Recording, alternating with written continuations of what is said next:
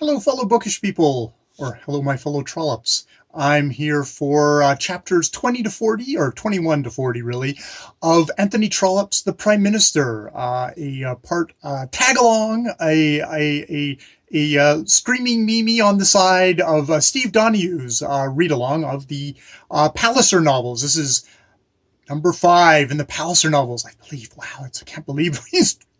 How did you make me read all 5 of these? And there's one more to go of these novels. So yes, this is chapter 21 to 40. I'm better not do a recap because my own just recaps of this stuff takes forever. And I know I'm going to have to figure out a way of doing this. I'm just a fanboy. This is like I'm talking about a Marvel movie and you got to gush about all the little details of each installment. And this is installment chapters 21 to 40 of The Prime Minister, where we have 2 plots. We've got what I think is more of the A plot, which is the Ferdinand Lopez and the Wharton family, him wooing Emily Wharton, much to her father Abel Wharton's displeasure, because she sees him as this swarthy son of Judah. It does refer to him in that kind of stuff, that kind of realm.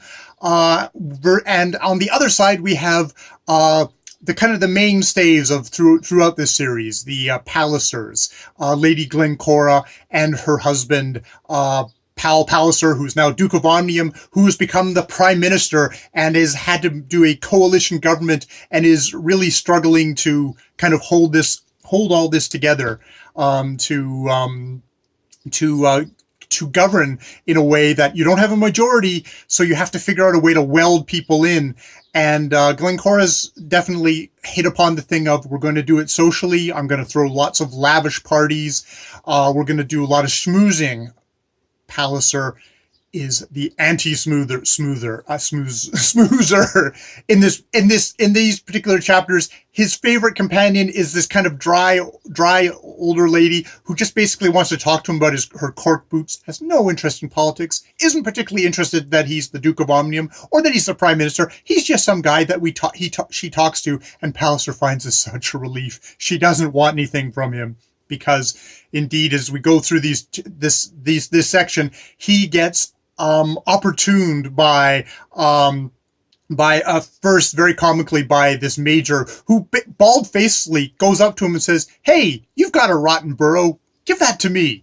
And Palliser's like, "I've never heard anything more impertinent in my life." Very un-Victorian in exactly how direct he is and how direct Palliser is. He just like, "I can't believe you freaking said that," turns, walks off, sends him a letter. He gets turfed out of the house. It's that strong. But, you know, as a man in power, Palliser has not had to kind of deal with all these kind of clingers on who all want a piece from him.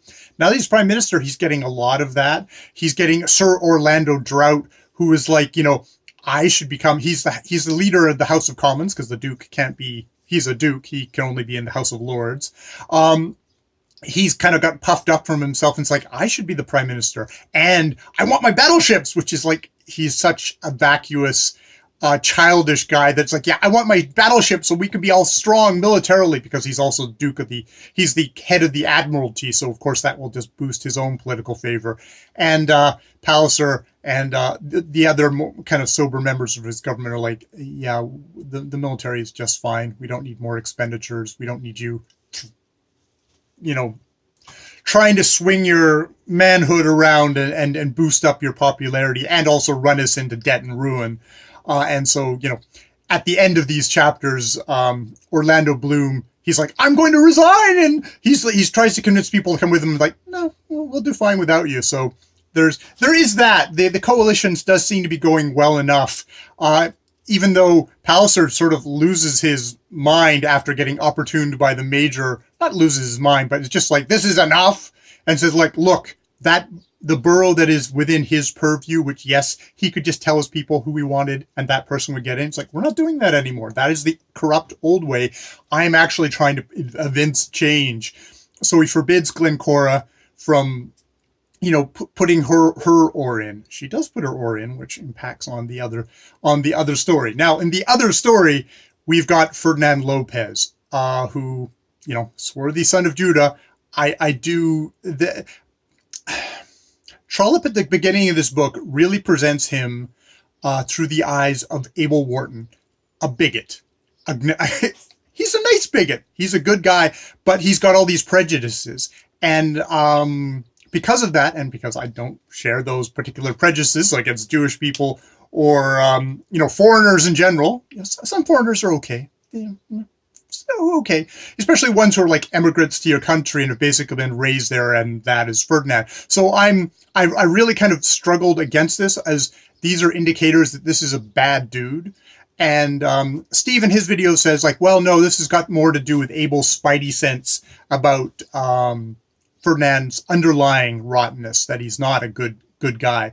But unfortunately, that in the book, that to me, at least in my reading, that seems to get presented in, he's a foreigner, he could be Jewish, we don't know who his people are, all this sort of stuff. And indeed, it blinds Abel so much that he doesn't actually make the proper investigations about, like, well, does he have money to support your daughter? Like, what is his circumstances? What does he actually do for a living? All this stuff. It seems like he's so intense on these kind of these bigotries that he drops the ball on what his duties as a good father would be in this society to check this guy out.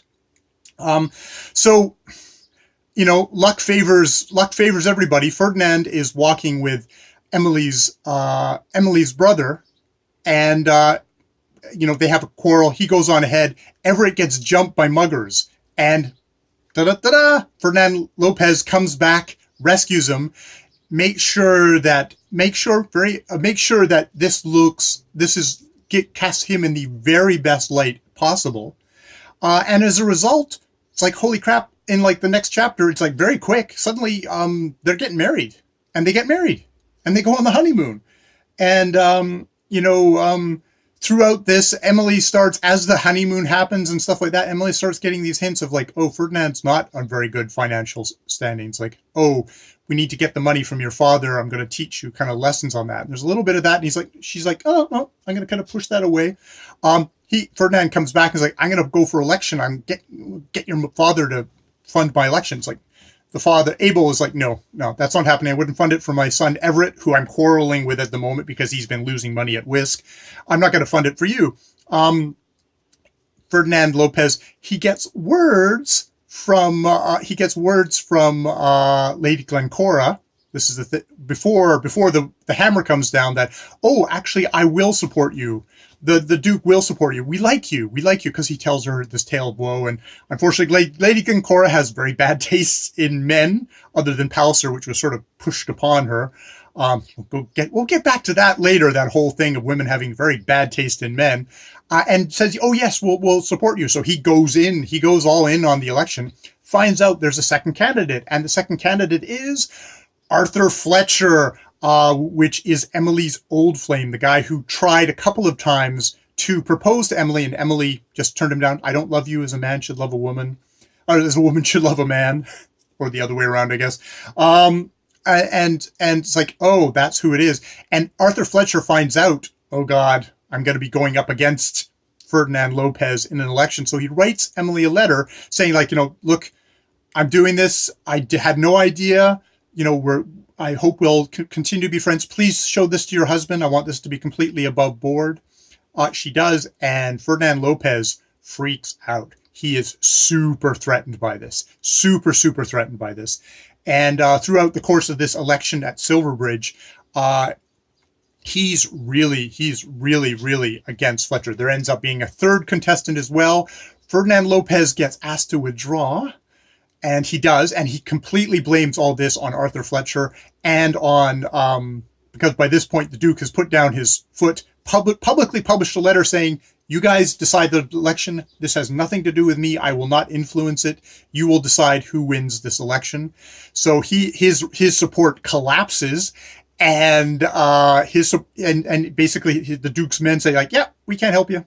Good luck. See you later. You should probably withdraw. He withdraws. He then writes a letter to Arthur Fletcher saying, I'm gonna horsewhip you. If I catch you in the street somewhere, I'm gonna horsewhip you because you wrote a letter to my wife and it was an awful insult to her. It's like, this seems to be just the horrible kind of insecurities and anger and violence of that's always been bubbling in Ferdinand Lopez, that he says to himself. Like he's always made an effort to try and contain it, but it explodes out here.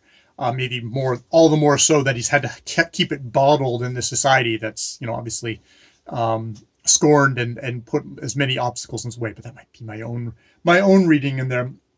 He ends up having Lady Glencora, still not aware that Ferdinand Lopez is so pissed off at her, invites him to the party and Emily, and they of course run into Arthur Fletcher, and this provokes an argument between Ferdinand Lopez and Emily, quite publicly enough that people know that he's arguing, that he's pissed off about the Arthur Fletcher thing, because he basically in Silverbridge, Ferdinand Lopez did confront Arthur Fletcher. He had a horsewhip in his hand, and it's only due to the fact that there was a policeman there and that he got escorted away and was promised, like, okay, I'm not going to do any harm to Arthur Fletcher, I promise, that he was released and that they cooled it down. But they have a terrible argument, and he's like, you will never talk to him again, and you won't talk to your you won't talk to your father about this, because I am trying all my ways to get on the best side of Abel Wharton. And if he knows that this whole brouhaha with Arthur Fletcher, it won't look good on me. And she's like, I'm not going to lie to my father. That's, and there's a thing there. And he's like, you will. He's like, this is Emily was supposedly kind of, attracted to his strong personality. Well, unfortunately, this is the strong, tyrannical personality coming out, which is fueled by all this insecurity, which makes it all the more distasteful to Emily. And they get away from this party. He's like, okay, we need to get at Abel. And I mean, he's been getting at Abel because he's been trying to fuel the fire, the estrangement between Abel and Everett, basically isolate the old man so that there's nobody else there except Ferdinand, and he'll get nice and close to the old man, butter him up, and maybe he'll change the will a bit to in his favor. He wants to get more of the money. He wants to get some of the money because he hasn't gotten any of the money yet. And indeed, they get it. He does this terrible thing of saying to Emily, okay, this is how you're going to manipulate the old man, because I want to come live at his place, because basically he's on the outs again with his money. All his investments have bat guano's gone down the tubes, I guess. So he's schooling her, and it's like really at this point, like the penny really drops for Emily of like just how disgusting, how sad and this guy is, but she talks to her father, and her father is like really missing her. He's really feeling lonely. He hasn't talked to his son. He really misses Emily, and says, yeah, you can stay with me. And Ferdinand Lopez is like, oh yes, and maybe we'll talk about the settlement, the money I should get for being Emily's husband. But Abel is still smart as he's still sharp. He's still sharp there, and he's like, no, the money that I gave you, that was it. That was the end of it. It's like, oh, okay. And it's like you can see that Ferdinand Lopez is going to just continue going at him about this. So, when it comes down to all this stuff, I'm still struggling with Ferdinand Lopez, even though, I've accepted, obviously, he's the evil villain of this piece. I still bridle at the idea of we're going to define a part of his otherness, is his foreignness, is his, using this, he's not Jewish, but using that as kind of a slur is like, that oftentimes when people want to say something really nasty about another character, it's you're a epithet, a Jewish epithet at them. And so, and that seems to be super deeply embedded in this society. But it's one of these things of like, so you read this and you're like, no, I want to stick up for Ferdinand Lopez, even though obviously as we go along in the book, where I'm seeing more and more, yes, Ferdinand Lopez is the evil bastard of this book. And you can always tell someone's an evil bastard in a Trollope novel because you have the paragon of virtue, Emily, who he's being mean to. And that it's like, okay, well, you're damned then. But, you kind of go, I want to look at it like, is this like a realistic portrait of somebody who's not a white person in this society, who's foreign born, and how they would get treated in a society like this, how they wouldn't be given all the advantages and all the kind of the carte blanche that someone like an Arthur Fletcher or an Everett Wharton would get. I do compare. It's like, are they nice because they don't have to be nasty kind of thing? Like they don't have to be, I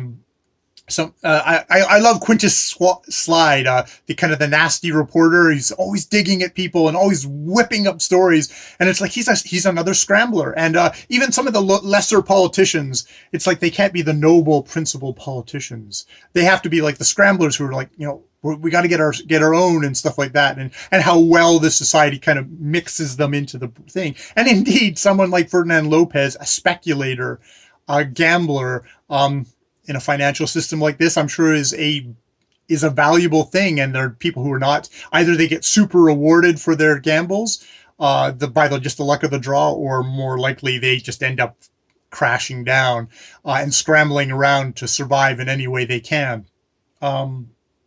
So, is Ferdinand Lopez a realistic character? Not a realistic, but I can see him as an actual person in the society. I can also see him as, this is that kind of person caught through the lens of a white, middle class, small c conservative writer in this society, if you know what I mean. So I'm still kind of pulling things back to see, it's like, yes, he's an evil bastard as depicted in this book, but it's like, almost like I could see this book written by a different person and it maybe being cast differently. Or maybe it's like, this is me as a modern reader going, well, how, if this book came out now and if it was like set in a modern time and you had the evil foreign guy in the book, it wouldn't fly. Whereas back then, yeah, of course, you want well, you get a foreigner, you get somebody who might be Jewish too, and he's bad boy and he's kind of, he's imperious, and it's like, wow, it's like he's enticing to the foolish young female, but she's going to learn her lesson. And indeed, in this, we get one of major themes of Trollope, I think. At least because I think about it like with Phineas Finn. Phineas Finn also saved Robert Kennedy from a mugging, and he very much did not try and capitalize on it. It just happened on its own.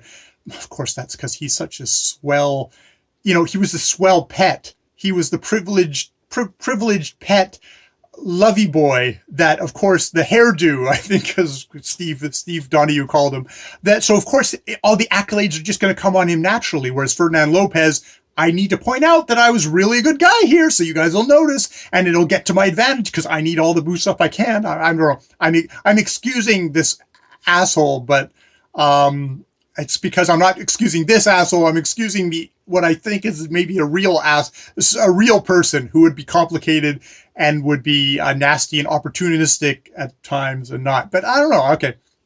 But yes, the idea of manliness, because we get that in Phineas Finn, of when he comes out of jail and he doesn't want to particularly be in society anymore, his manliness gets questioned. And someone kind of does a thing about manliness. And indeed in this book, when Ferdinand Lopez is kind of saying, okay, this is how we're going to manipulate your old man to get the money and stuff like that. You're going to obey me. This is what comes on Emily Lopez, née Wharton.